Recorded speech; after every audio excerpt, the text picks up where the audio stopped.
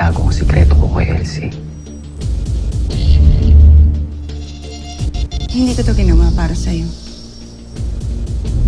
Masakit para sa akin magsinungaling sa anak ko. Pero oras, nasaktan mo si Elsie. Malalaman niya lahat ng totoo. Pati ang katotohanan na hindi mo anak si Nimay. Na anak siya ni Lolo